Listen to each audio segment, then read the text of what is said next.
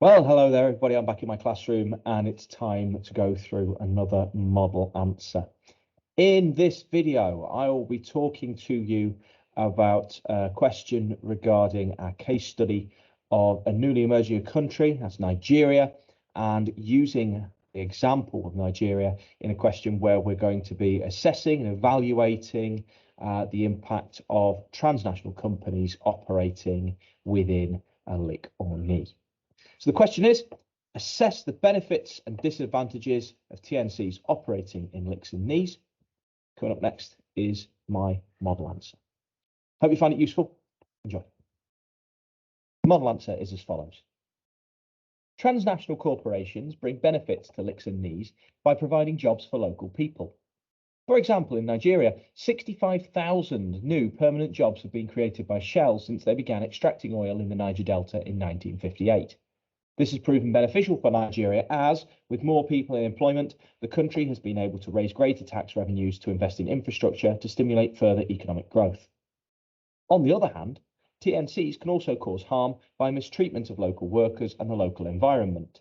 Shell has been accused of failing to address oil spills in the Niger Delta that has led to an increase in disease amongst the Ogali community. This disadvantages Nigeria through increasing the pressures on its relatively low-quality healthcare system.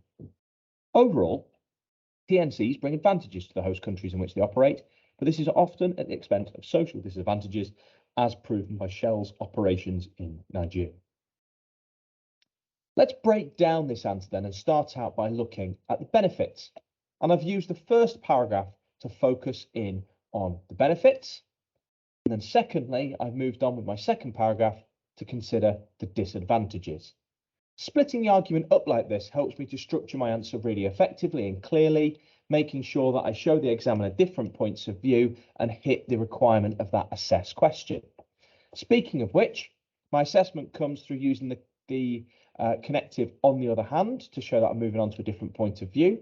And in blue, my conclusion down at the bottom sums up my view and gives a balanced overall opinion. I could possibly do this in another way if I had a strong point of view in one direction. I might say the benefits were overwhelming or the disadvantages were stronger than the benefits.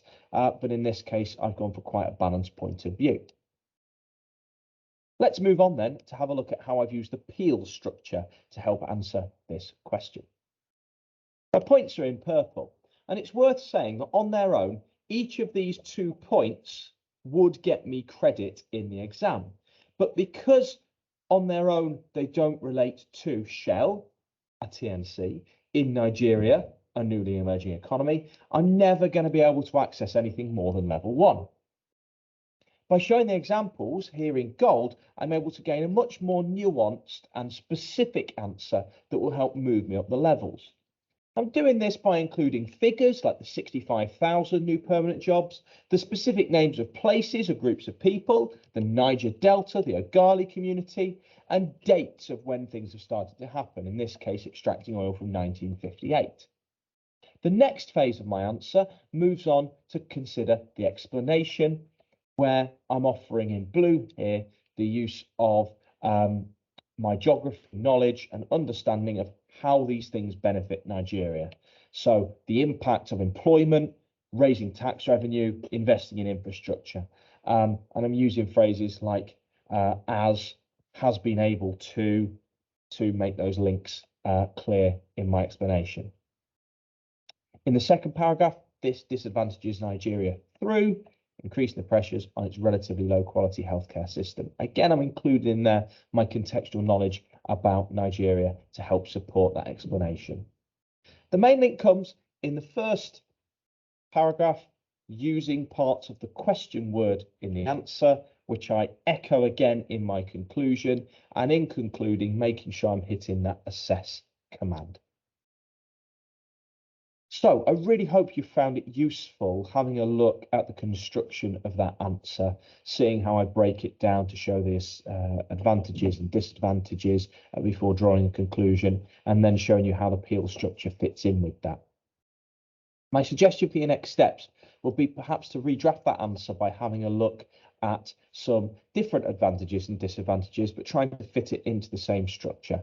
So skip back a minute or so in the answer to where it's highlighted, showing what you need, and then see if you can form your own arguments to fit into that structure. Good luck with your exam. Take care, and I'll see you again for another model answer very soon.